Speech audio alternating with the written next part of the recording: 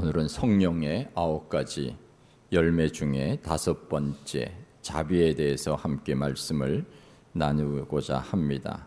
앞에 나오는 성령의 열매 중에 사랑과 희락과 화평과 오래 참음의 열매를 우리가 맺었다면, 오늘은 5번째 성령의 열매인 자비의 열매를 맺기를 축원드립니다. 자비라고 하는 영어 성경의 표현에는 여러 가지가 있습니다. 카인드니스, 친절이라고 나와 있고, 젠틀리스, 신사적이라 하는 표현도 있고, 또 굿니스, 선이라고 하고 번역되기도 하고, 컴패션, 고통을 나누고 불쌍히 여긴다 하는 뜻의 긍휼이라고도 번역하기도 했습니다. 하나님의 용서의 사랑이라고 해서 멀시라고 번역되기도 합니다. 우리가 자비하신 하나님 할 때 멀시풀 갓이라고 표현을 하지요. 헬라어로서는 크레스토테스, 이것은 실천적 친절이라고 말합니다.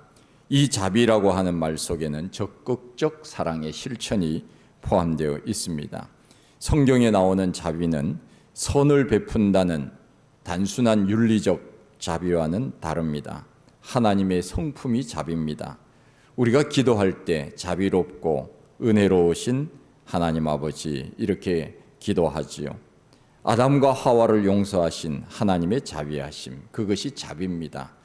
니느웨를 아끼신 하나님의 자비하심, 중풍병자를 고치신 예수님의 자비하심, 간음한 여인을 용서하신 예수님의 자비하심, 십자가의 강도를 용서하신 예수님의 자비하심, 이것이 자비라고 우리가 이해하면 됩니다. 자비의 반대말은 무자비, 우리가 상상만 해도 끔찍한 표현 아닙니까? 무자비하게 이런 표현을 씁니다.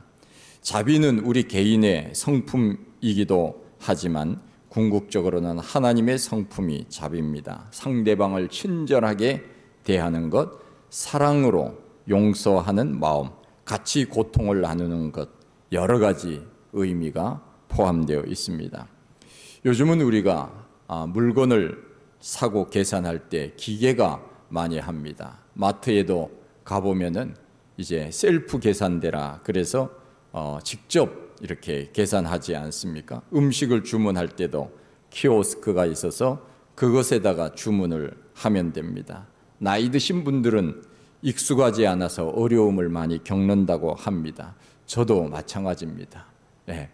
가서 한참 헤매다가 이렇게 뒤를 돌아보면 누가 와서 또 도와준다고 그러기도 합니다. 이 키오스크라고 하는 기계는 편리하기는 하지만 우리를 따뜻하게 대하지는 않습니다.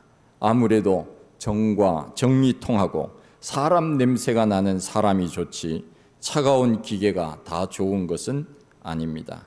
따뜻하게 사람을 대하는 그 마음이 좋은 것 아니겠습니까?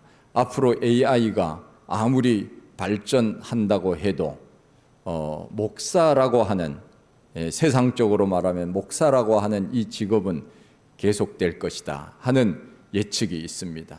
왜냐하면 기계는 사람을 아무리 용서해주고 이해해주고 도와주고 이런다고 한다 그래도 따뜻한 마음으로 감정적 터치를 하는 데는 부족하다 하는 것이죠. 그런 의미에서 바로 사람의 마음을 어루만져주고 하나님의 말씀을 바르게 가르쳐주는 이 목사라고 하는 것은 굉장히 중요한 직업이다, 이렇게 말합니다.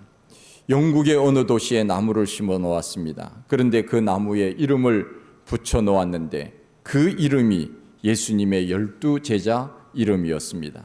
베드로, 안드레, 야고보, 요한, 빌립, 바돌로메, 도마, 마테, 알페오의 아들 야고보, 다데오, 시몬, 가룟 유다, 이렇게 이제 12명의 이름을 붙여 놓았는데 사람이 지나가면서 이 나무의 이름을 다 칭찬을 해주는 것입니다. 그런데 한 나무의 이름에만 칭찬을 하지 않고 저주를 했습니다. 그 나무가 바로 가룟 유다 나무입니다.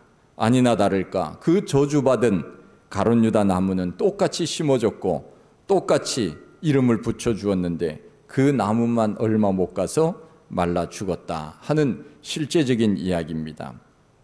말 못하는 짐승도 듣지 못할 것 같은 나무도 칭찬하면 잘 자라지만 저주하면 금방 죽는다는 것입니다. 어느 교회 가보니까 성도들이 참 친절하게 손님을 맞이합니다. 아무리 교회를 오래 다녔다 그래도 처음 그 교회에 가게 되면은 어색하고 뭐 어디가 어딘지를 잘 모르고 그런 경우가 있지 않습니까? 그런데 친절하게 대합니다. 화장실이 어디 있습니다. 예배당이 어디입니다. 카페가 어디입니다. 이렇게 친히 데리고 다니면서 이렇게 안내를 해주는 것을 보았습니다. 보통 한국 사람들은 안내할 때 저기 오른쪽으로 골목 있죠. 거기 오른쪽 이렇게 커브 털면은 갔다가 다시 왼쪽으로 가세요. 그 말만 하잖아요. 제가 일본에 언제 한번 갔었는데 일본에 갔더니 제가 일본을 뭐 그렇게 좋아하지는 않지만 제가 길을 잘 몰라서 어느 청년에게 물었더니 청년이 따라오면서 직접 거기까지 가르쳐 주더라고요. 그래서 야, 이놈들이 아주 나쁜 사람이기는 한데 친절하기는 친절하구나 하는 생각을 했던 적이 있습니다. 이 친절함, 이것이 바로 자비라고 말할 수가 있습니다. 그래서 우리 교회도 손님이 오거나 또 새가족이 오게 되면은 우리가 친절하게 대하기만 해도 교회의 이미지는 올라갑니다. 그래서 어느 교회 가서 성도들이 친절하게 대하면 목사님이 칭찬을 받게 되더라고요. 야, 목사님이 교육을 참 잘했구나. 그런 생각이 듭니다. 그리고 어느 가게에 가도 마찬가지입니다. 직원들이 친절하게 대하면 야, 이 사장님이 참 잘 가르쳤구나 하는 생각이 듭니다. 교회 안에 이단이나 강도가 아닌 한 친절하게 대하면 그것이 전도가 되는 것입니다. 그렇습니다. 성령의 열매는 모두가 실천적 열매입니다. 그냥 지식적으로만 내가 아는 그런 성령의 열매가 아니고 열매라고 하는 것은 눈에 보이는 것, 그것 아닙니까? 열매라고 하는 것은 눈에 보이는 것이고 내가 보고 그것을 내가 가지고 싶은 것, 이것이 바로 열매이듯이 성령의 열매도 마찬가지입니다. 내가 실천하지 않고 이성적으로 아는 것에 그친다면 그것은 성령의 열매를 맺었다고 말할 수 없습니다. 그렇다면 우리가 왜 다른 사람에게 자비를 베풀어야 하는 것입니까? 그것은 하나님이 자비하시기 때문에 그렇습니다. 누가복음 6장 36절에 너희 아버지의 자비하심 같이 너희도 자비하라. 하나님이 자비하신 분이기 때문에 우리도 자비해야 한다는 것입니다. 신명기 4장 31절 말씀에 내 하나님 여호와는 자비하신 하나님이시라. 역대하 30장 9절에 너희 하나님 여호와는 은혜로우시고 자비하신지라. 시편 103편 8절에 여호와는 자비로우시며 은혜로우시며 노하기를 더디하시며 인자하심이 풍부하시도다. 예레미야 애가 3장 22절에 여호와의 자비와 긍휼이 무궁하심으로 우리가 진멸되지 아니함이니이다. 우리 하나님께서 자비하시기에 우리도 하나님을 본받아 자비하면서 살아가야 한다는 것입니다. 우리가 어떤 일들을 결정할 때 어떤 사람들은 법대로 해야 된다고 말합니다. 저도 법대로 하는 것을 굉장히 좋아합니다. 그러나 우리가 살면서 법대로 하는 것보다 더 좋은 것이 있습니다. 그것이 무엇인가 하면 은혜로 하는 것입니다. 만일 하나님이 우리를 법대로 하셨다고 한다면 살아남을 사람들이 몇이나 되겠습니까? 우리가 죄를 지을 때마다 그때마다 하나님의 진노하심이 우리 가운데 임한다고 하면 여기에 살아남을 사람이 누가 있겠습니까? 하나님께서 은혜로 우리를 지켜주셨기 때문에 우리가 오늘 살고 있는 것이지, 내가 죄를 지을 때마다 하나님의 진노하심이 임하였다면 우리가 어찌 살아갈 수 있겠습니까? 그것이 바로 하나님의 자비하심입니다. 우리는 하나님이 자비하신 분이시라는 것을 늘 기억하며 살아야 됩니다. 그래서 죄를 지을 때도 하나님 앞에 나가야지, 하나님 앞에 나가면 하나님이 다 용서해 주실 거야, 우리의 하나님은 자비하신 하나님이기 때문에 자비로운 마음으로 나를 받아주실 거야 하는 마음이 생길 것 아닙니까? 오늘 우리가 부른 복음성가 가사에 보면은 이런 가사가 있지요. 멀고 험한 이 세상길, 소망 없는 나그네 길, 방황하고 헤매이며 정처 없이 살아갔네. 의지할 것 없는 이 몸 위로받고 살고파서 세상 유혹 따라가다 모든 것을 다 잃었네. 세상 유혹을 따라가다 다 잃어버렸어요. 그것이 좋은 길인 줄 알았어요. 넓은 길로 가면은 그것이 나에게 성공적인 길인 줄 알았어요. 그곳에서 많은 것을 얻는 줄 알았어요. 그러나 세상 유혹 따라가다가 다 망했다 그 말입니다.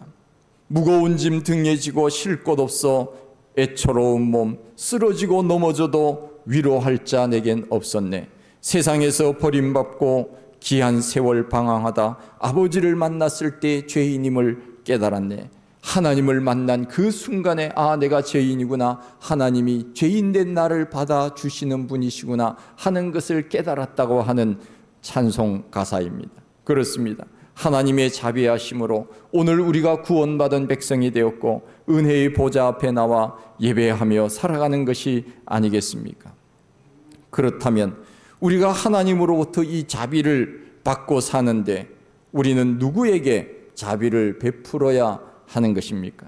신명기 10장 18절 이하에 보면은 고아와 과부를 위하여 신원하시며 나그네를 사랑하사 그에게 식물과 의복을 주시나니 우리보다 약한 사람들, 힘없는 사람들에게 자비를 베푸는 것입니다. 궁핍한 사람들에게 자비를 베푸는 것입니다. 잠언 25장 21절 이하에도 내 원수가 배고파 하거든 음식을 먹이고 목말라 하거든 마시우게 하라. 누가복음 6장 31절에 너희가 만일 너희를 사랑하는 자를 사랑하면 칭찬받을 것이 무엇이냐? 죄인들도 이같이 하느니라. 너희 아버지의 자비하심같이 너희도 자비하라. 이웃을 사랑하면서 용서하고 도와주는 일에 하나님이 그렇게 하셨듯이, 우리 예수님이 그렇게 하셨듯이 너희도 그렇게 자비하라 말씀합니다. 성경에는 짐승에게도 자비를 베풀라고 말씀합니다. 신명기 22장 4절에 소나 나귀가 넘어진 것을 보거든 일으켜 주어라 말씀하고 있습니다. 우리 교회도 이웃을 위하여, 어려운 교회와 기관을 위해서 더 많이 우리가 도와주고 싶은 마음이 있습니다. 매년 우리 교회가 후원하는 곳이 한 곳, 두 곳, 세 곳 계속적으로 늘어나면 좋겠습니다. 우리 주님 다시 오시는 그날까지 이 세상에는 약한 사람들은 늘 있게 마련이고 헐벗고 굶주리고 또 소외된 사람들은 늘 있게 마련입니다. 그러기에 교회가 그런 일들을 함으로 하나님의 사랑의 실천을 하는 것이 아니겠습니까? 이것이 바로 하나님의 자비하심, 성령의 열매입니다. 다윗은 사울이 그를 죽이려고 했지만은 그러나 그의 아들 요나단에게 자비를 베풀었고 그 요나단의 아들 사울의 손자 무비보셋에게 자비를 베풀었습니다. 사울이 그렇게 다윗을 죽이려고 했지만 다윗은 그가 왕이 되었을 때 사울의 손자 무비보셋을 한 상에서 밥을 먹도록 하는 그 자비를 베풀었다 하는 것입니다. 그래서 다윗의 후손이 복을 받았고 결국은 아브라함과 다윗의 자손 예수 그리스도의 세계라, 다윗의 후손에서 예수 그리스도가 나는 놀라운 은혜를 받았던 그 사람이 바로 다윗이 아닙니까? 엘리야에게 자비를 베푼 사르밧 가부는 가뭄에 밀가루가 떨어지지 아니하고 기름통에 기름이 떨어지지 아니하는 복을 받았습니다. 내가 이웃에게 자비를 베풀면 하나님의 복이 임하는 것입니다. 오늘 나온 선한 사마리아 비유에서도 알 수 있습니다. 유대인들이 싫어했던 사람이 사마리아 사람들입니다. 역사를 보면은 그들이 주전 722년에 아수르의 침공을 받아서 이 사마리아를 침공했을 때 아수르가 혼혈 정책을 쓰므로 순수한 유대인의 혈통이 사라지게 된 것입니다. 그래서 유대인들은 사마리아 같은 민족이었지만은 사마리아를 싫어했습니다. 사마리아 사람들을 싫어했습니다. 그래서 그 지역을 통과할 때도 그 곳을 통과하지 않고 돌아가서 먼 길을 돌아가서 통과했다고 하는 그런 이야기가 있지 않습니까? 그런데 어느 강도 만난 사람이 다 죽어가는데 제사장도 지나가고 레위인도 지나갔습니다. 다 다른 핑계를 댔을 것입니다. 제사장은 제사를 집례하는 사람입니다. 레위인도 마찬가지로 성전을 관리하는 그런 사람, 하나님 앞에 일하는 사람들 아닙니까? 그런데 그들은 그냥 그 강도 만난 사람을 보고는 다 지나갔다 하는 것입니다. 그런데 원수같이 여기던 사마리아 사람이 그 강도 만난 사람을 도와주었다고 하는 이야기가 오늘 성경의 본문입니다. 우리 예수님께서 영생에 대해 묻는 청년에게 이 이야기를 들려주면서 질문을 합니다. 누가 내 이웃이냐? Who is my neighbor? 누가 내 이웃이냐? 청년이 대답합니다. 자비를 베푼 자니이다. 예수님이 말씀하십니다. 너희도 가서 이와 같이 하라. 우리 주님께서 말씀하셨습니다. 이것이 바로 자비라고 하는 것입니다. 자비를 베풀면 우리 하나님께서 베푼 것 이상의 놀라운 것을 우리들에게 갚아 주시는 것입니다. 마태복음 18장 33절 보면은 1만 달란트 빚진 자가 임금으로부터 탕감을 받았습니다. 그런데 그 탕감받은 사람이 가다가 100데나리온 빚진 자를 붙들고는 빚 갚으라고 했습니다. 그런데 지금 당장 갚을 수 없으니 참아달라고 말했지만 그만 이 사람은 그 100데나리온 이 빚진 자를 감옥에 가두고 말았습니다. 생각을 해보십시오. 이 사람은 1만 달란트를 빚진 사람입니다. 1만 달란트라고 하는 것은 갚을 수 없는 숫자예요. 평생 우리가 돈을 벌어도 갚을 수 없는 숫자가 1만 달란트예요. 1달란트, 2달란트, 5달란트만 해도 얼마나 큰 단위인지 모릅니다. 그런데 1만 달란트 빚진 자가 임금님으로부터 탕감을 받았는데 100데나리온, 자기에게 100데나리온 빚진 자, 우리 돈으로 말하면은 100억을 탕감을 받은 사람이 100만 원 빚진 자에게 빚 갚으라고 멱살을 잡고 빚 안 갚으니까 감옥에 넣었다 하는 것입니다. 그때 탕감해 준 임금님이 그 사실을 알고는 이런 말을 합니다.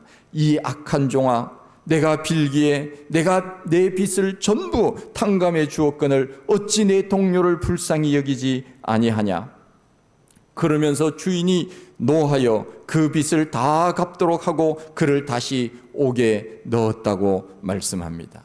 이런 사람을 우리는 무자비한 사람이라고 말합니다. 자기는 빚을 탕감받았으면서 다른 사람이 빚을 갚지 않는다고 무자비하게 대하는 사람 하나님께서 그냥 두시겠습니까?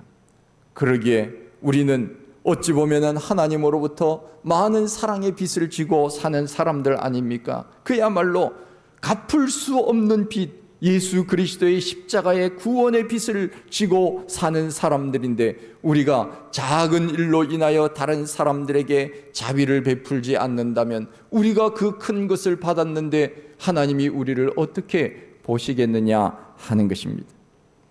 미국 뉴욕에 세 개의 큰 공항이 있습니다.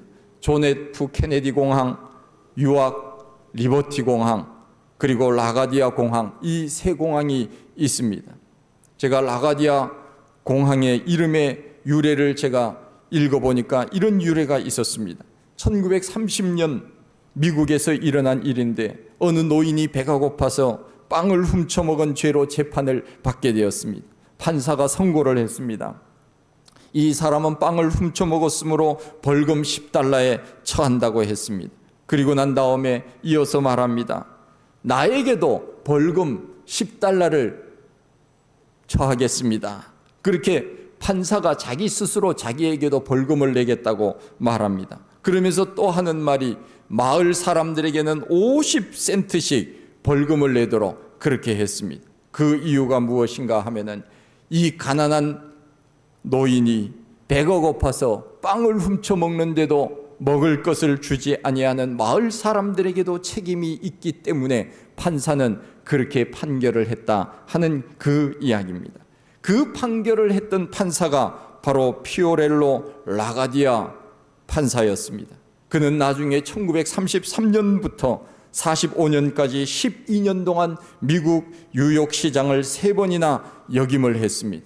그의 선행을 인정하여 그의 이름을 나라에서 이 사람이 이렇게 선을 행하였으니 자비를 베풀었으니 그 공항 이름을 라과디아 공항이라고 하자. 그래서 이름을 붙인 것이 라과디아 공항입니다. 자비를 베풀면 손해가 결코 아닙니다. 시편 18편 25절에 자비한 자에게는 주의 자비하심이 나타난다고 말씀하고 있습니다. 내가 다른 사람들에게 자비를 베풀면 하나님께서는 그 베푼 것 이상의 것으로 우리에게 갚아 주신다고 하는 것입니다. 어떤 목사님이 그런 이야기를 했습니다. 내 것이라고 하는 것이 무엇이냐? 내 것은 내가 먹은 것은 내 것이다. 그렇죠. 내가 먹은 것은 내 것이지요. 다른 사람이 뱃속에 들은 거 뺏을 수는 없잖아요. 내가 먹었으니 내 것이다. 또한 남에게 준 것은 내 것이다. 역설적이지 않습니까? 어떻게 남에게 주었는데 그것이 내 것이 되겠습니까? 그러나 나중에 알고 보니까 남에게 주었는데 하나님께서는 내가 알지 못하는 사람들을 통하여서 하나님께서 갚아주시더라 하는 것입니다. 그래서 우리는 선을 베풀 때, 자비를 베풀 때 이런 생각을 가져야 됩니다. 내가 A라고 하는 사람에게 자비를 베풀었는데 저 사람이 왜 나에게 자비를 베풀지 않지? 그러면은 그것은 사랑으로 준 것이 아니에요. 자비를 베푼 것이 아닙니다. 우리는 그냥 아무 대가 없이 자비를 베풀고 그리고 난 다음에는 하나님께서는 A라고 하는 사람에게 자비를 베풀었다면 하나님께서는 B라고 하는 사람, C라고 하는 사람, D라고 하는 사람을 통하여 하나님께서 나에게 자비로 베풀어 주신다고 하는 사실입니다. 그러기에 우리는 내가 저 사람에게 무엇을 함으로 인하여 왜 저 사람은 나에게 그렇게 하지 않지? 이런 마음을 가지면 마음이 불편해집니다. 준 것은 잊어버리고 하나님께서 나에게 더 좋은 것으로 주신다고 하는 것을 우리는 생각하며 살아야 합니다. 제가 지금까지 제가 9번을 헌혈을 했습니다. 2년 전에 마지막으로 헌혈을 했는데 제가 몇 번 헌혈을 했는지 잘 몰랐어요. 그런데 전산망에 보니까 9번째 한다고 떠오르더라고요. 헌혈 기록이 다 나와 있어요. 요즘은 속일 수가 없어요. 기록으로 다 나와 있기 때문에 운전면허증, 무슨 주민등록이라든가 사진, 옛날 사진 이미 다 기록에 옛날 사진까지 다 있습니다. 몇 번 사진이 바뀌었다는 거 다 기록이 돼 있어요. 그래서 옛날 사진 내면 안 됩니다. 새로운 사진 내야 돼. 기록이라고 하는 것이 얼마나 무서운지 모릅니다. 제가 그렇게 헌혈을 했는데 어느 우리 교회 성도님 어머니가 급하다고 해서 제가 같은 혈액형이라고 해서 헌혈을 한 적이 있습니다. 하나님께서 제가 할 수만 있다면 더 하고 싶은데 병원에서 받아줄는지는 모르겠어요. 더 하라고 할 건강이 되는지는 모르겠는데 헌혈을 많이 한 사람은 그야말로 100번 이상 한 사람도 있지 않습니까? 하나님께서 우리들에게 건강을 주시면 우리가 얼마든지 이웃을 위하여 할 수 있는 일이 많은 것입니다. 남을 위하여 무엇을 한다는 것은 쉬운 일이 아닙니다. 사랑의 헌혈, 사랑의 쌀 나누기, 사랑의 헌금 이런 것들이 바로 사랑의 실천입니다. 이웃을 위하여 자비를 베푸는 단체들이 참 많지 않습니까? 우리도 살아가면서 하나님 앞에 예물을 드리는 것 물론이거니와 이웃을 위하여 내가 무엇인가를 계속적으로 하나씩 해나갈 수 있다면 얼마나 우리의 마음이 뿌듯할까 하는 생각은 듭니다. 션이라고 하는 그 사람은 이웃을 위하여 달리기를 하지 않습니까? 달리기를 하는데 정말 자기 몸이 부서지는 한이 있더라도 이것을 모아서 어려운 사람들을 돕고 독립유공자들을 돕고 그런 사랑의 실천을 하는 그 모습들을 볼 때 얼마나 참 부럽고 부끄러운지 모릅니다. 우리나라에 수많은 그 자선단체들이 있습니다. 컴패션, 굿네이버스, 월드비전, 유니세프, 초록우산, 사랑의 열매, 안나의 집, 바포 이것이 바로 자비의 삶을 실천하는 그런 단체들이 아닙니까? 야고보서에서 말씀합니다. 믿음이 있노라 하고 행함이 없으면 그 믿음은 죽은 믿음이라고 말씀합니다. 우리 예수님께서 말씀하십니다. 가서 너도 이와 같이 하라. 실천적 삶을 살라는 것입니다. 자비를 베풀며 살라는 것입니다. 자비는 선한 사마리아 사람처럼 아무 대가 없이 그냥 하는 것, 이것이 자비입니다. 이 가을에 성령의 열매 5번째, 자비의 열매를 풍성하게 맺는 우리 모두가 다 되시기를 원합니다. 하나님 아버지, 감사합니다. 우리가 오늘 사는 것은 하나님이 무한하신 사랑과 그 자비하심으로 우리를 살려주시고 구원해 주신 은혜이기 때문임을 고백합니다. 우리가 이렇게 하나님으로부터 많은 것을 받았지만 그러나 나는 이웃을 위하여, 주님을 위하여 무엇을 하고 있는지 생각하며 살아가기를 원합니다. 사마리아 사람에게, 청년에게 사마리아 사람이 도와주었던 그 이야기를 청년에게 하면서 너도 가서 이와 같이 하라고 말씀하신 이 말씀이 우리에게 하신 말씀인 줄 알고 우리도 이 자비의 열매, 성령의 열매를 맺으며 살아가는 우리 모두가 다 되게 하여 주옵소서. 예수님 이름으로 기도하옵나이다. 아멘.